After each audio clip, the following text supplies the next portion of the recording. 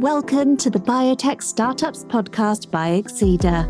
Join us as we speak with first-time founders, serial entrepreneurs, and experienced investors about the challenges and triumphs of running a biotech startup, from pre-seed to IPO, with your host, John Chi.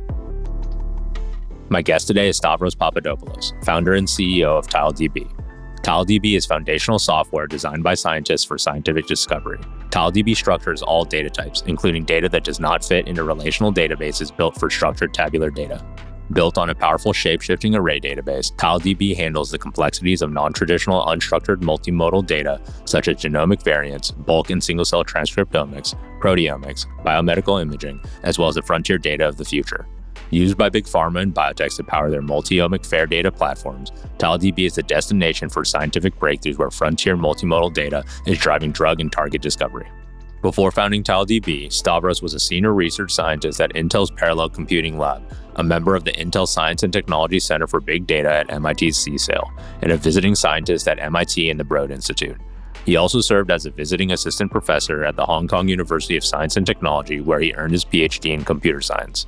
With his extensive background in big data, parallel computing, and innovative database technologies, Stavros offers insights about data management in biotech and beyond that founders certainly don't want to miss. Over the next 4 episodes, Stavros takes us through his journey from researcher to entrepreneur and the founding of TileDB to revolutionize data management in the life sciences. We discuss his transition from academia to industry, the challenges of building a company from the ground up with minimal initial capital, and the pivotal moments that shaped TileDB. Stavros shares his insights on securing early funding, navigating enterprise adoption, and driving innovation in data infrastructure. He also reflects on the mindset shifts required for startups, the role of strategic mentorship, and the impact of optimizing data management to accelerate scientific discovery. Today, we're diving into Stavros' early years, from growing up in a small town in Greece to building a career centered around big data. We'll explore his time in academia, the pivotal decision that took him to Hong Kong, and how a chance encounter set him on a path to entrepreneurship. Stavros also reflects on breaking into the US tech scene and shares insights on career transitions, strategic networking, and seizing opportunities in a competitive landscape. Without further ado, let's dive into this episode of the Biotech Startups podcast. Stavros, so good to see you. Thank you for coming on the podcast. Thank you for having me here. I appreciate the opportunity. Absolutely. We've really been looking forward to this. And, actually, when I was in the audience of one of your talks actually a while back at it was in Palo Alto, and I think it was a VC panel, and I was too shy to run up to you after your speech, but I'm now having this opportunity to speak to you one-on-one. I'm really, really excited for this. So, in traditional opening fashion for the Biotech Startups podcast, we always like to turn the hands of time back as early as we can and really just learn about what influenced your leadership style, your business philosophy, and how did you get involved with science? So take us all the way back. What was it like growing up? Yeah, I have always had a nice inclination towards learning since I can remember myself. Like I wanted to excel. Also, I was very competitive in everything, sports. Also, as a school, I was competitive in school. Actually, I wanted to be the best student. I wanted to be the best soccer player, basketball player. Very competitive. Very competitive mentality. But one thing that I do remember is that I was quite diligent with school. It was, I don't know, I had a feeling that this is important for my life. On one hand, it's important because I like learning. But on the other hand, I don't know, it's not that my parents were pushing me. My parents are not scholarly in any way. they have completely different occupations and life paths. But I don't know. I had a feeling that I need to be good at this, and I was, and I was consistent throughout all the classes in primary school, middle school, high school, like the whole gambit. But I'm a computer scientist, right? That's how I started by training. Then we're going to discuss, of course, about the business stuff. But everything started with effectively the school, of how I wanted to excel at school, and also specifically computers. And this is what has a lot of interest. I started getting involved with computers through computer games.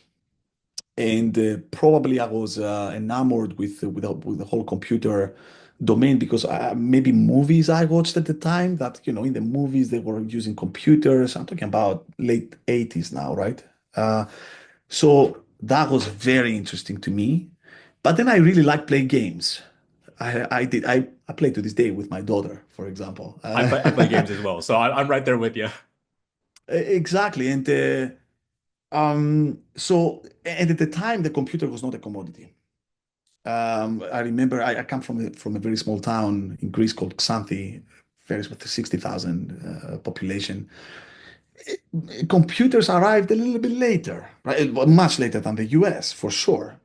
So whoever owned the computer at the time, it was a big deal. There were only very few, and I do remember this because I was trying to find games. Like they weren't even Yeah. selling. They weren't even selling those games. Yeah. Why? Because there was no market for Yeah. games. There were no Yeah. computers. Yeah. But there were these individuals that were university students at the time in computer science who had found those, especially when internet started, and they could get it from somewhere in floppy disks.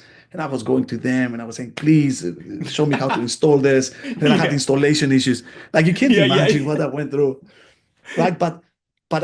The bottom line was that I spent an inordinate amount of time around around computers, and the biggest highlight, and I want to say that I always say that when people ask me about it, it's because it was a turning point in my life. When I was I don't know, maybe 10, 11 years old, something like this, early 90s, my grandmother knew how much I like computers, and she gave me my first computer as a gift. And at the time, it was very expensive, and not that I don't come from a family that could afford that stuff, so it was a big deal. It's a huge deal, and I remember then because at the time I said, yeah, 10, 11, like I have a cousin. Her name is Maria. I always give her credit for that, and I call her, and I tell her because she's older than me. At the time, she was a university student, but not in sciences, in humanities and in politics, but not in sciences, not in computer science, who um, came to me one time and she said, I have a very good relationship with her. So we always talked about this, especially the professional stuff. Always she was asking me, what are you gonna do? Because she was the first person in the broader family to have studied, the only one. So I could get advice from her. I couldn't get advice from my dad or from my mom or from my uncles, right? And aunts. But I could from her. She was the only one in my proximity who would ask these kind of questions. And she came to me with a magazine, I remember. And the magazine had, I don't know, something about Intel, I think, Mhm. the hardware company, and something about MIT.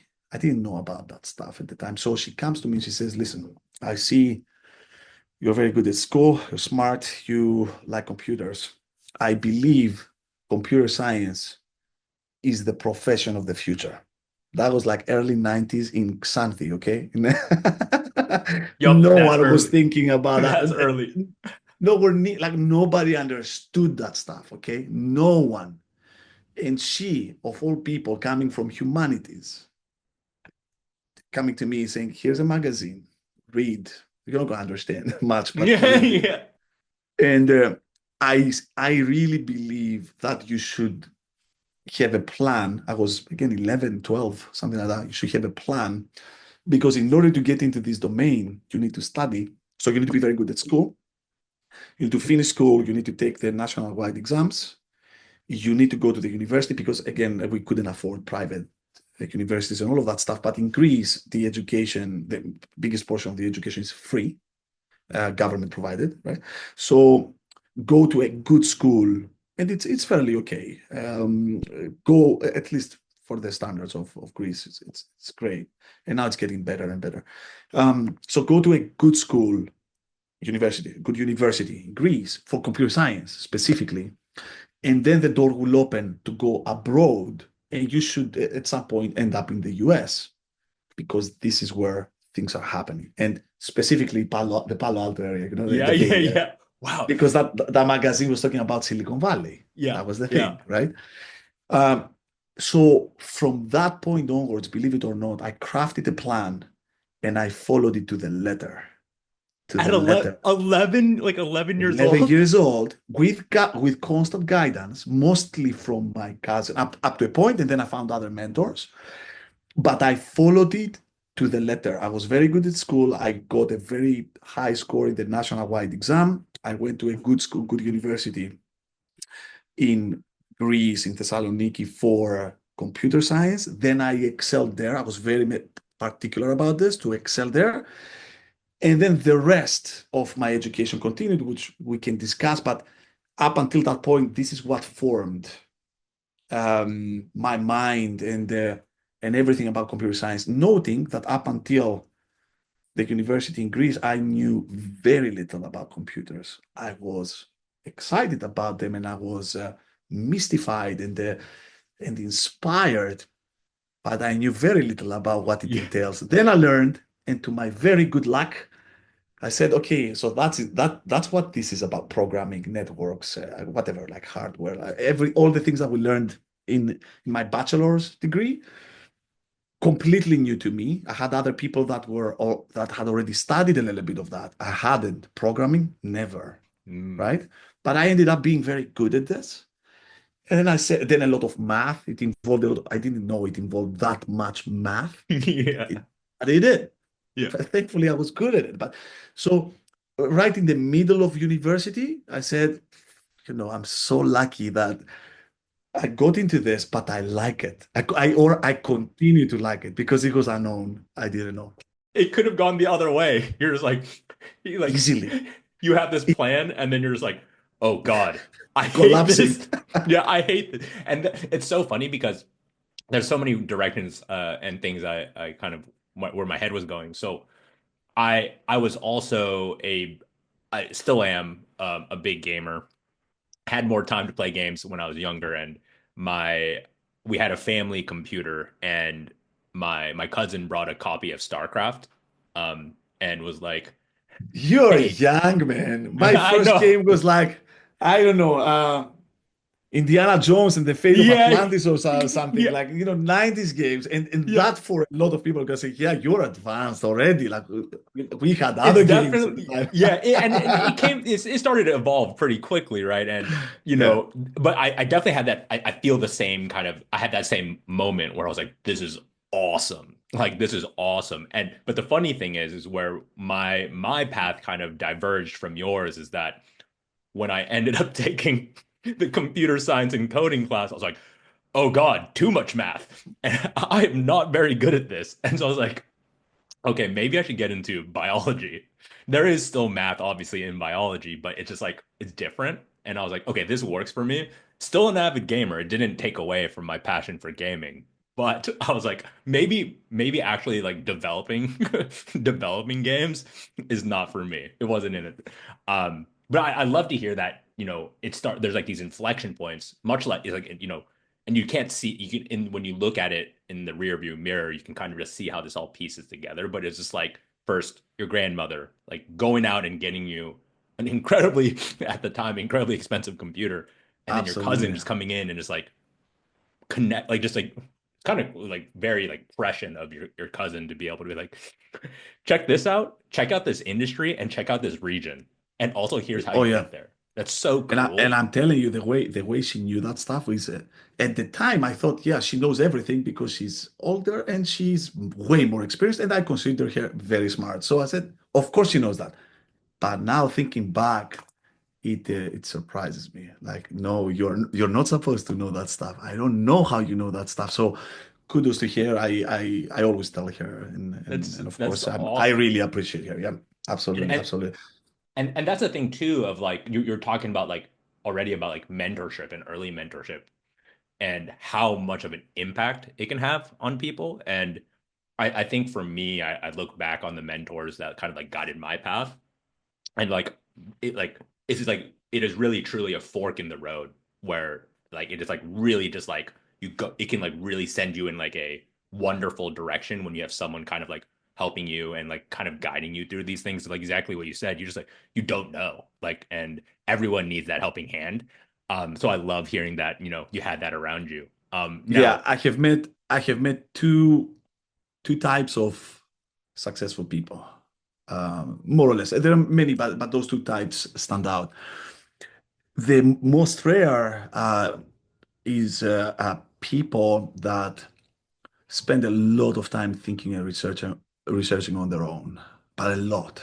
And I've met a couple of people like this, and these are true thinkers, philosophers, who succeeded because they took their education, broader education, not going to school, education, like in life, yep. to the limit or exceeded the limits. And they succeeded by generating this new knowledge, right? This is one type of people know successful. The other ones are those that sought and got amazing mentorship, but they sought it too. Like I was calling my Yeah. cousin at the time, and many others. That now I'm calling everyone that I have surrounded myself with. But I was going after, not being afraid to ask for help. Like how do I do this? How can you help me? Um, and acted on it. All of this. So looked for it, got it, like managed to get it, and acted on it. That's the second category, and I definitely fall in the second category. Likewise, I think, and two, I don't think it ever stops either. Like even if as you progress in one's career or whatever you may be doing, the it's like a superpower to be okay to ask for help. And sometimes like when you're running a company, if sometimes, and especially in the media, it feels like you need to always have the answers and put on a brave face. But in actuality, it's just like it's okay to not know something and ask and seek for help. And then act on it when you actually go and get it. I definitely fall in that bucket too because there's so many kind of and I realize at least for me and Exceeder, there's like I have my strengths and my weaknesses, but as long as like you can piece together the team and kind of your mentors as well to kind of like cover those soft spots where I'm like I was like mentioning earlier, I was like I'm not the best at math. I'm good at it, but I'm not great. But I have a bunch of people on my team and mentors who are far better at it, and I'm like, okay, I'm going to piggyback on this and learn from you guys. So it's like I definitely I don't fall in the bucket where I can just like in isolation just like go down heads down and like push it to the limit. I'm definitely kind of like you where I'm always like seeking out these mentors. And so you mentioned going to university and this was kind of your first foray into like actual official computer science. Can you just talk about that experience in your undergrad, like learning it for real for the first time? Were there any specific professors that kind of took you under their wing or perhaps just like really just like inspired you during your undergraduate? So when I started, I knew nothing. Like I didn't understand how it works with the classes and everything. I wasn't getting particularly the knowledge I wanted. I didn't like the style. Um, we didn't have good materials at the time. I believe the US was way ahead, but I knew that be, be, because when I went to the next university for my PhD, I saw a gap.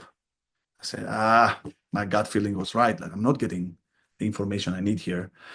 So I was very disappointed in the beginning. We're talking about 2000 though, right? This is 25 years ago. So now things improved a lot. I don't want to blame the university. It's also the time, the talent that they had at the time, all of that stuff. The knowledge that was around. Now there's more knowledge around.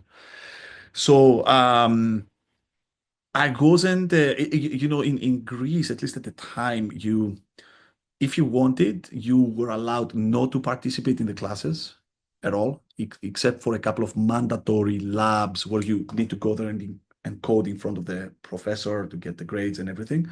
But more like, I don't know, 95% of what you do at the university is not mandatory to attend. And then you take exams. And usually again, there are exceptions, okay? But the majority at the time was one exam at the end of the semester, and that's it. And I was really preparing for that exam. Like I wasn't particularly going to the classes. Also, the first 2 years, in Greece, if you're a student, you want to have fun. So Yeah, that's yeah, what I do, and I had a yeah, lot of it yeah, the yeah, first yeah, 2 years. yeah. So I I was strategic, not optimal, but I was strategic with what do I attend, the grades that I get, how do I study, and all of that stuff. The things that I enjoyed the most, that I was quite good and meticulous, was all the math and all the programming. So what fell behind was, I don't know, networking or something else, right? Something that I knew in my gut that that's not what I'm gonna be doing.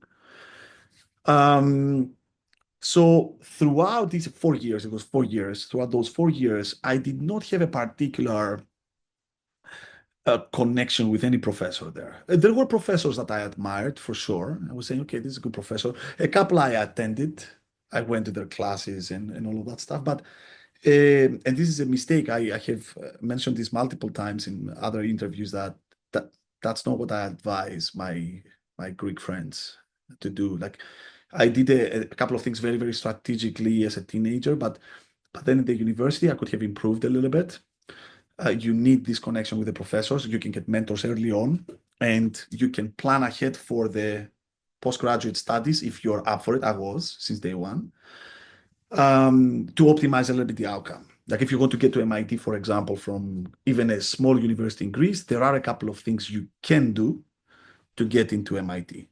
It takes a lot of work and a lot of planning. These things I did not know at the time, but it is doable. So I guess what are those things? I'm curious. So first of all, you know how this works, and again, things might have changed, but at the time they were telling me that every university in the US has statistics about past performance of students coming from specific universities. Not too many people from my university had ended up at MIT, but they always take chances. Like, we're gonna test and we're gonna record it, and we're gonna see, and we're gonna be a little bit more biased, positively or negatively next time. Again, take this with a grain of salt. Things may have changed, but this is at least what I had in my mind after interactions with professors and everything. One of the things that you definitely need to do is do a little bit of research early on. Research, I didn't even know what it is until after I finished the university. Yeah. I did not understand what those professors are doing. I thought those professors are just making money by teaching classes, and I was saying, but most of them are not even good. How are they making money? And then I was hearing that the majority of them was stellar in research. So, and they were getting grants. Oh, okay, that's why. But I didn't know what this is. Well, if you're looking for postgraduate studies, you need to show that you have this aptitude, like in research. And I couldn't show that at the time. I was good at it after the fact, but how will the university know that? They didn't. So this is another thing. Another thing that certain very good professors in Greece that I didn't know at the time do is that they take their students for tours in the US, going to the university, showing them that's what you're up against. These are the kind of people you're up against. Like, this is the intelligence level, like all of that stuff. They get introductions to professors there. Cool. To actual professors. Again, that's not going to get you into MIT, but it's going to contribute a little bit, right? And by the way, replace MIT with all the top schools in the US. It's not about MIT at all. All the schools are, the top schools think similarly. But you see, you need to go above and beyond. Like, I had good grades, but the top schools don't understand 100% the level of the university. That goes back to the statistics. Because if they have good students coming from recognizable universities, then they trust the universities.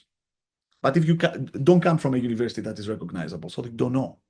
They don't know. So you need to show more. You need to show extracurricular, but tangible, not just to fill in the CV, like real. I don't know, you're in the Olympic team for math. Yeah. Amazing. Or coding, certainly.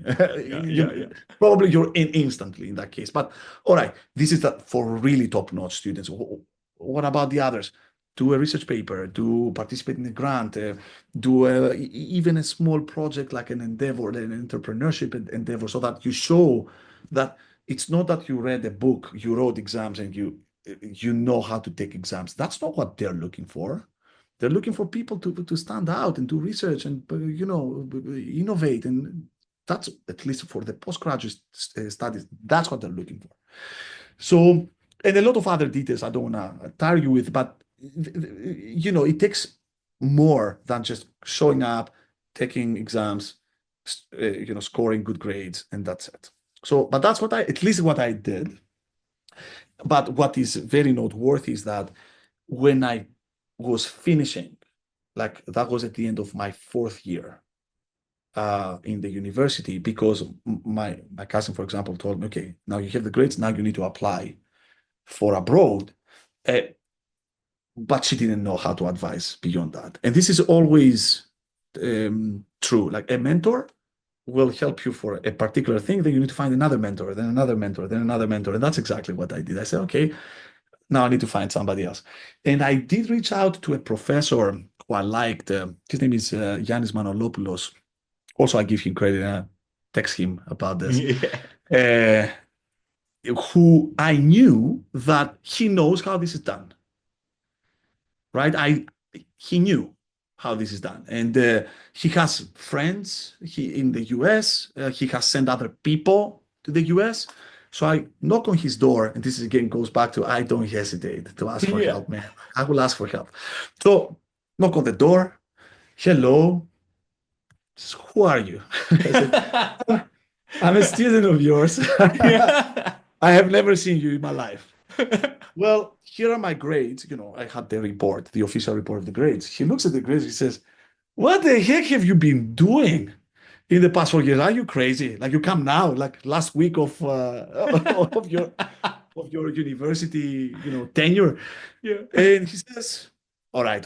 Like, listen, there is a process, and that's another thing I did not really know. Like you need to take a GRE test, which is demanding, at least for us, it was demanding at the time, very new stuff, the general test and the subject test in computer science. So difficult stuff for us. We were not trained to take exams like this. So he says you need to train.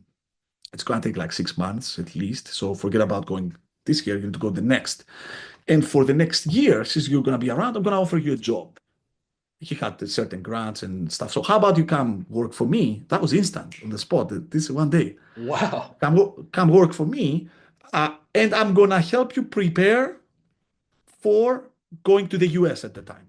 Going to the US, and that's exactly what I did. Again, like I acted upon it. So I went to specific schools for this specific GRE test because again, maybe in the US they know this from SATs and others.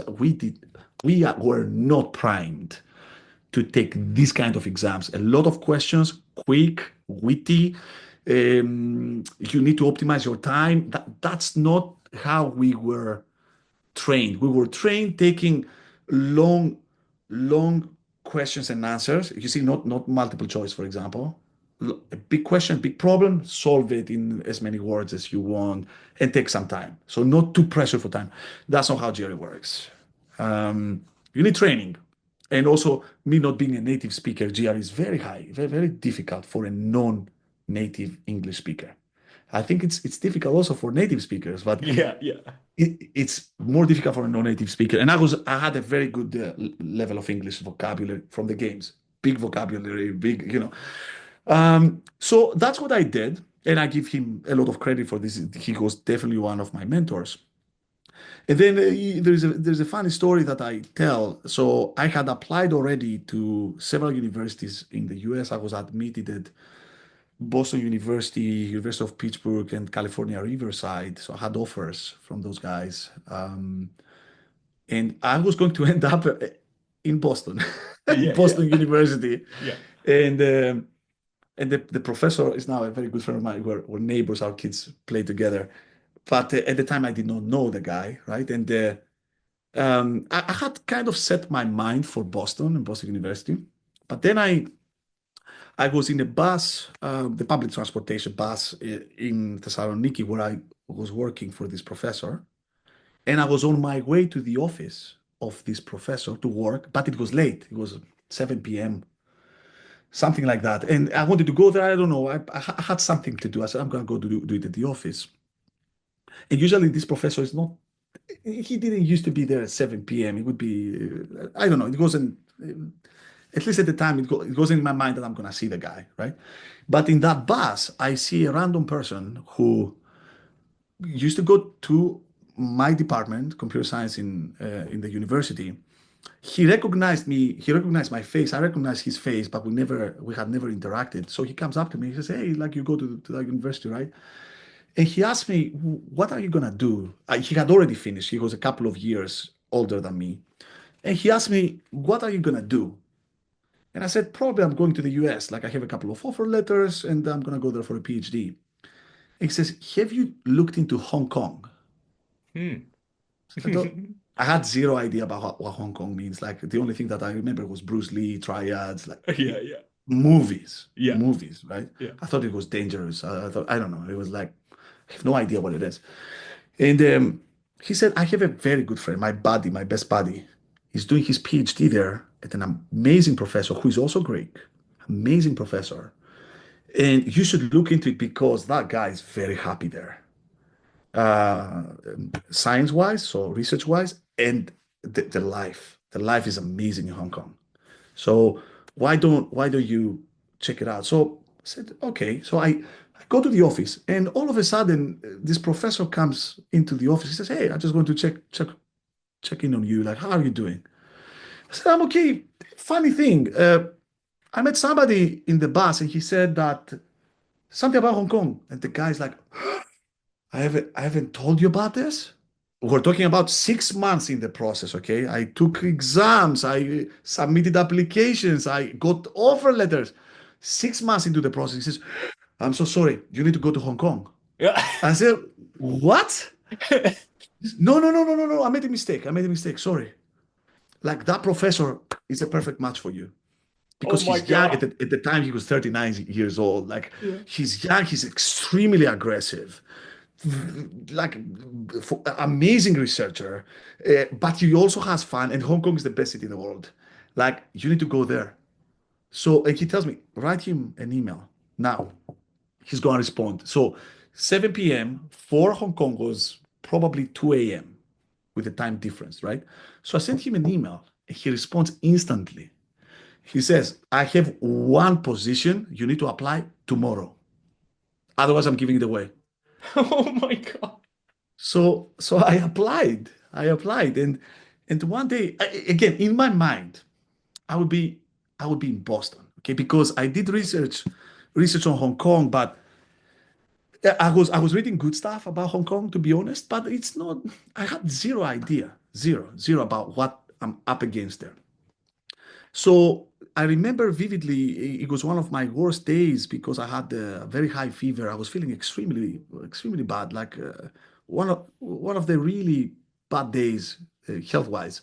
And I received an email from the professor saying, "Okay, I got you officially admitted. You need to respond by tomorrow." I'm telling you, very aggressive. Yeah, that's quick. It's quick. And I'm like sitting on my chair in the living room, and I'm very like deep into my thoughts. And then my dad is also sitting in the couch in the living room. He sees me concerned. He says, "Hey, son, like what's happening?" My dad knows nothing about this. He sells fish in the public market. Okay, like my dad, he doesn't understand anything scholarly. So, and I start laughing because I said, "You're definitely the last person that can help me out here. He can help me with a lot, but not this. Not this is very tough." So he says, "Humor me. Like, no matter what you do, you're gonna leave. I know, and I'm gonna lose you.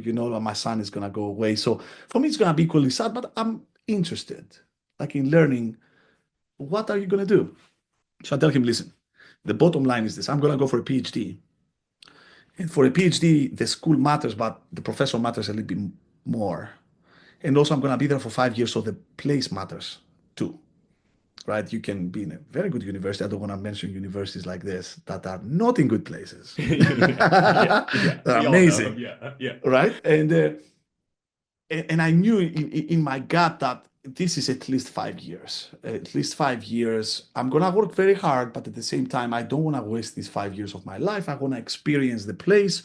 I want to have fun. I want to create networks. It was important for me. I'm not gonna talk about life-work balance. That is everything that I do is not applicable. It's Yeah. not achievable. But that doesn't mean that you cannot enjoy. It's not going to be balanced, but for even if it is imbalanced, you can still enjoy, right? So I tell him this is what I'm going to do. It's either the US or Hong Kong. That's the bottom line. It's either Boston or Hong Kong. And my dad is like, can you show me also the guy in Hong Kong? And I saw him a picture, like the guy is, very masculine with the earrings, like at the time, right? Like, Yeah. and my dad is a little bit like this, or earrings, tattoos. He looks at the guy, he says, Hong Kong, and this guy, you should go to this guy. Yeah. Like, I feel you're gonna be a better fit here. Yeah. Yeah. I passed the vibe check. He passed. Immediately, and I told my professor, like I did end up in Hong Kong. That's how I ended up in Hong Kong. Without it was a flip of a coin, to be honest, right?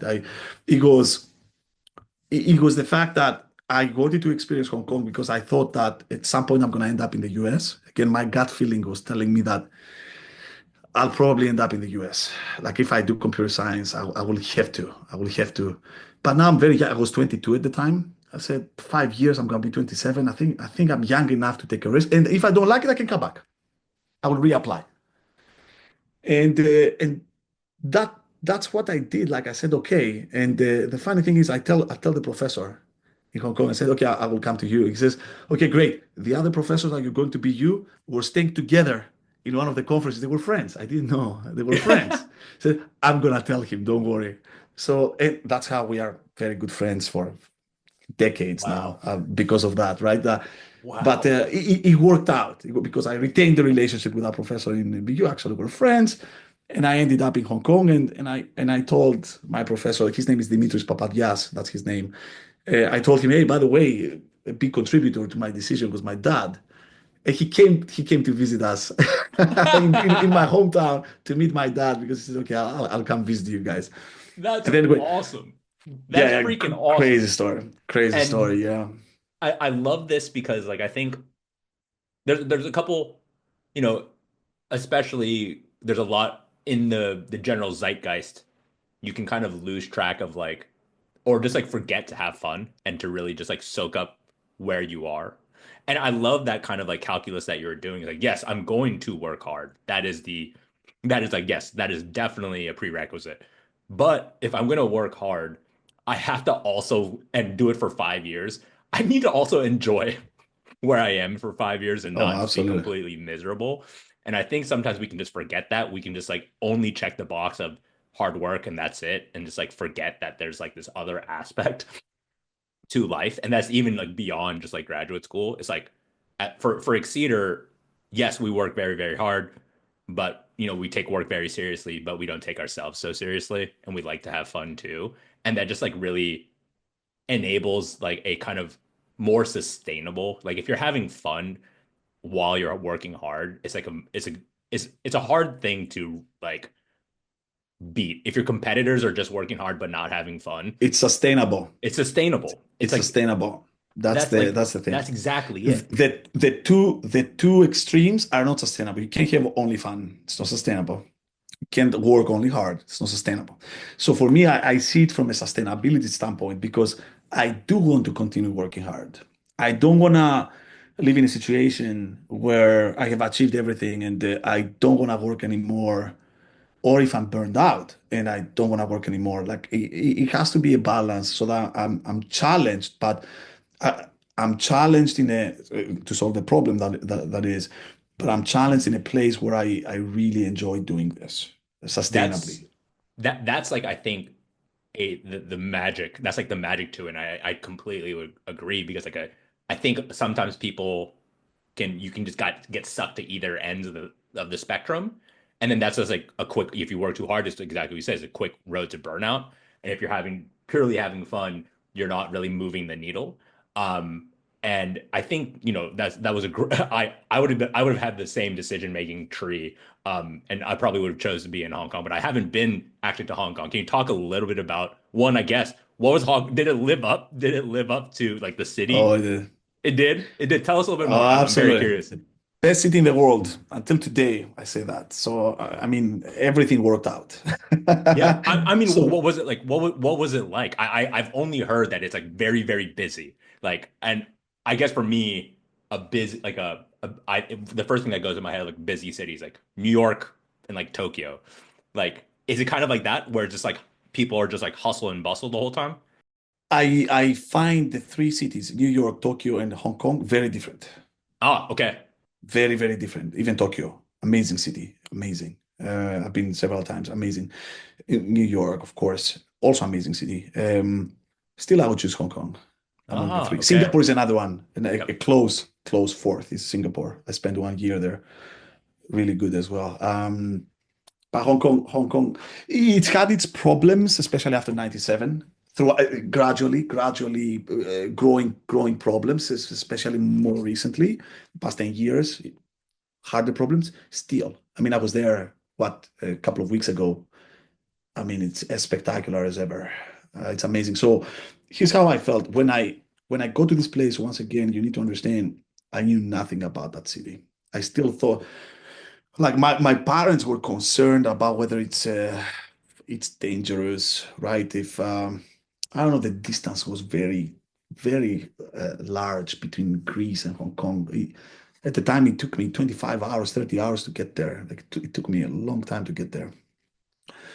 Now the flights are a little bit more efficient, so I can get there in 15, Yeah, yeah, yeah, yeah. Exactly. something Yeah, like yeah, that. yeah. 15 hours. Still I bad, think if but I'm better. lucky, Yeah, from Boston, it's 16 hours direct flight, yeah, which I have taken multiple times. So yeah, that's the best you can do, 15, yeah. 16 hours. But when I reached Hong Kong, I was very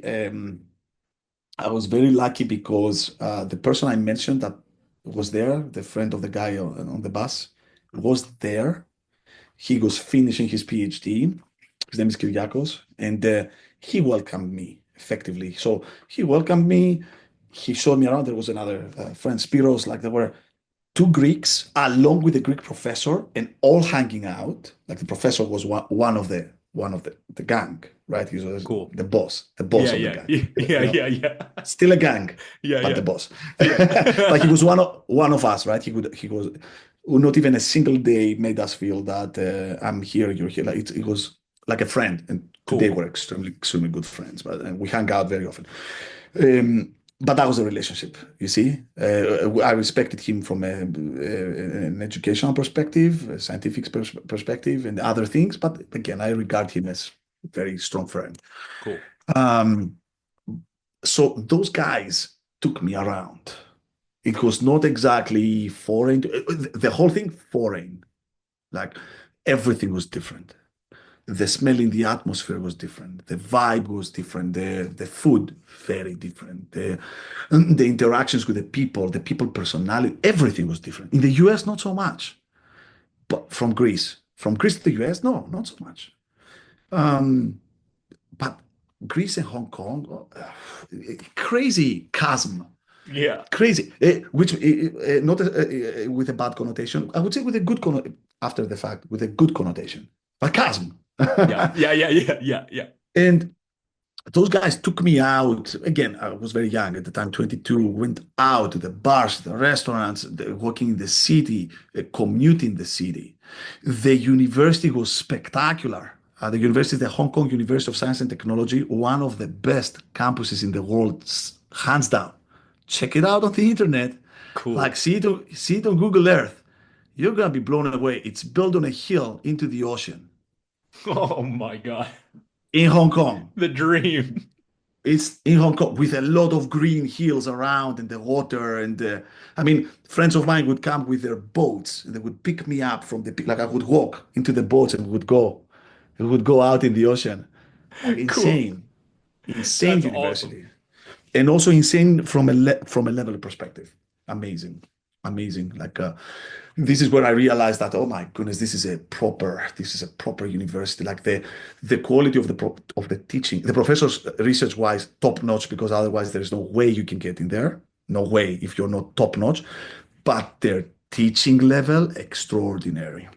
All of them, all of them, not even a single exception. Every single one of them going above and beyond in class. And by the way, after I learned to get tenure and raises and all of that stuff, teaching plays a small percentage in the whole picture. It's mostly research. Research is the biggest percentage, grants, right? Papers. Teaching and administrative is a small part. They were doing it. They are still doing it because I know I'm in touch with, I have friends there who are professors and everything. They're amazing. So amazing level. The other thing that I really liked because it was my style, 1 a.m., the university would be full. 1 a.m., people work. Whoa. In the offices, the corridors, the kids, oh my God, the students, oh my goodness. 1 a.m., it would be packed. Whoa. And it's a university where the dorms are inside, we were living inside. So all the conveniences, supermarket, like it's like a little city in a city. So it's very self-contained. A lot of people, very self-contained. 1 a.m., 2 a.m., packed, like people worked hard. Whoa. And I like that. Like it's in my style. That's how I was before getting there. So I said, okay, this is exactly where I should be. And at the same time, whenever you have time, and we worked extremely hard, but we had time. Go out, lots of fun. Like Hong Kong has amazing nightlife, amazing. Not only that, awesome. Activities like doing hiking in the jungle. Hong Kong is built in the jungle. It has a lot of wildlife, actually. You can see boars, you can see monkeys. Monkeys would come around. Boars all the time. Because you are kind of built, granted, it's a metropolis. But there are pockets of jungles. And then there is the sea. We were taking canoes. We would go for canoeing all the time. We would sailing boats, yachts, like whatever. As our network grew, we experienced all of this great stuff. So the whole experience in Hong Kong was amazing. But please remember, we worked extremely hard. And that professor, I owe a lot to him as well, because it was not just the research part where I became very strong and I had a good career there. It was everything, the presentations, the way we present, clarity of mind, right? How you communicate with, I obtained skills that are helping me till this day. It was not just the research, it was philosophy, it was personal relationships, it was a lot of lessons that I go throughout effectively 8 years, because I spent 5 years for a PhD, but then I became a professor for a couple of years there. So, throughout 8 years, a lot of wealth of information and knowledge and experience that I put in good use to my step after that we're going to discuss, plus, of course, now in the business and beyond, I'm pretty sure. That's so cool. This sounds like a very unique PhD experience. Like, what I have 100%. like what I kind of associate with like graduate was just like being in lab for a very long time, and that's pretty much it. And not doing much else. But I love that I love your description of like part of the gang, but the boss of the gang. That's an awesome description, and I can imagine Hong Kong was just like just an endless amount of opportunities. And I love hearing that not only was your PhD program, yes, work hard and do research, but also it was like you had a breadth of learning that you kind of absorbed and you carried to to this day. So can you talk a little bit about maybe what was it that what were you working so hard on during your graduate studies, during your PhD program? Before I forget, because someone is going to kill me if I don't mention this, and this is where I met my wife. Okay, so it's not only because I spent many of these years with my wife to be at the time, so I need to mention this just in case she sees that.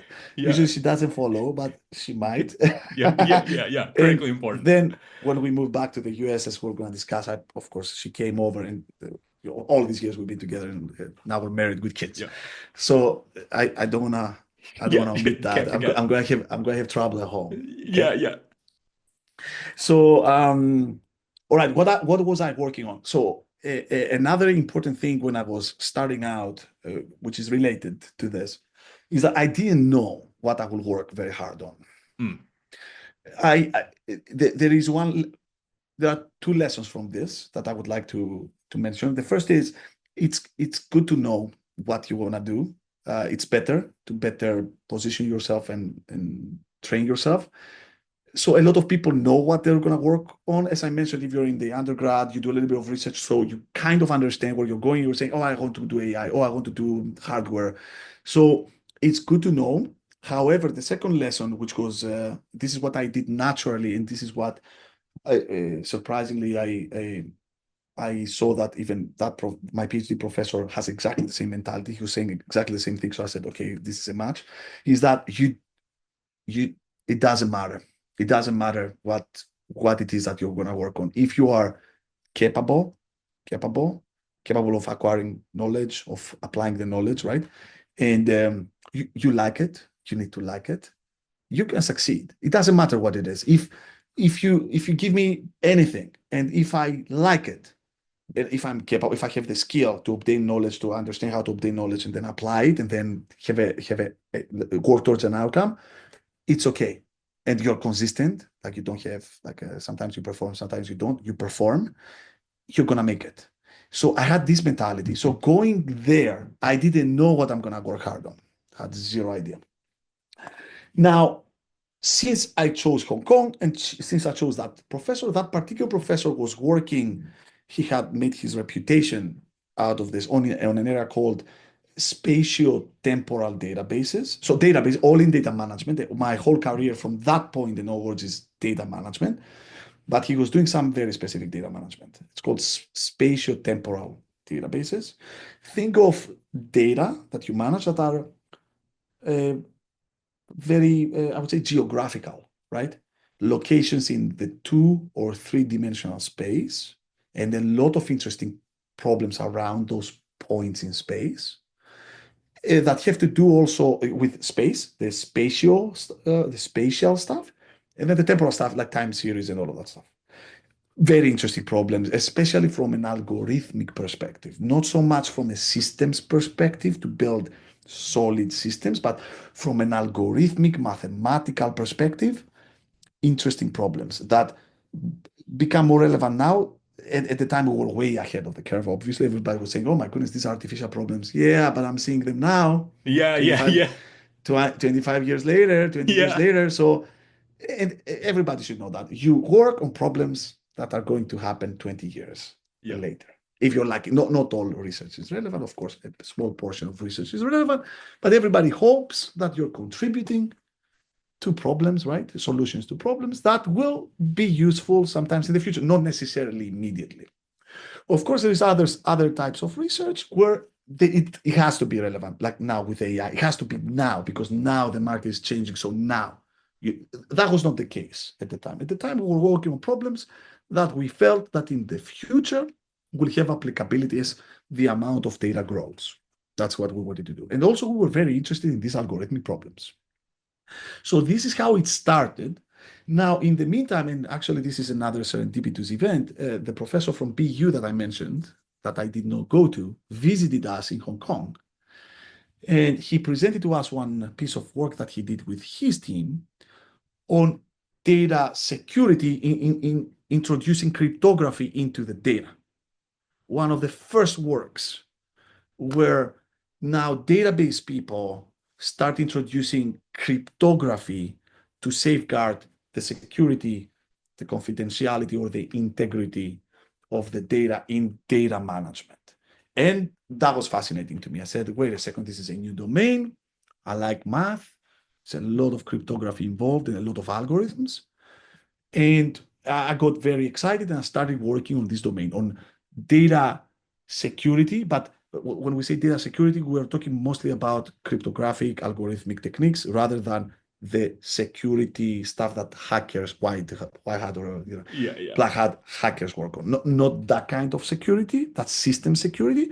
I was working on data security. And we did pretty well. Like this is what I worked on. So effectively it was research. The first year was courses. Then it was pure research, which meant a lot of studying of the status quo with other solutions, a lot of thinking about how to innovate, like to find an interesting problem in application and then solve it. And that consumed my life for about 4 or 5 years. But really, like there was a lot of study. Also, in order to be able to innovate there, I had to study core stuff, core algorithms that I had not been taught, so deeper into algorithms, and really deep into math and cryptography, which for me was very new And unfortunately, spiraled a little bit out of control because at some point I was ending up, because I ended up doing pure math with cryptographers. And we had some very good successes, like some very popular publications in that respect, very practical. But then I realized that, wait a second, now we are entering a domain I don't want to be in, because I recognize the gap between myself and the cryptographers I was working with. And that gap was not necessarily intelligent. Those guys were super smart, but that's not what intimidated me to so to speak. It was, I realized that I need to make an investment of another 5 years to just reach their knowledge, because those guys invested those 5 years earlier. You can't cut corners. When it comes to math, you cannot cut corners. So to become on par with respect to their knowledge, I had to go through what they went through, which meant 5 years investment without producing, it's just personal development, scientific development, in order to start publishing. Oh man. And be as good to compete for jobs, for a professorship, for an academic position. So I said, that's not going to work out for me. It's like time-wise, I think I'm going to lose 5 years. And in these 5 years, I think I can find another job, I can find another domain. So I stopped. I stopped right at the time where the math became a little bit too complex. Thanks for joining us on this episode of the Biotech Startups podcast with Stavros Papadopoulos. Be sure to tune in for part 2, where Stavros shares how he made the leap from academic research to industry and the early days of founding TileDB. We discuss the challenges of securing funding, the search for product market fit, and the technical hurdles of building a scalable database from the ground up. If you enjoyed this episode, subscribe, leave a review, and share it with your friends. See you next time.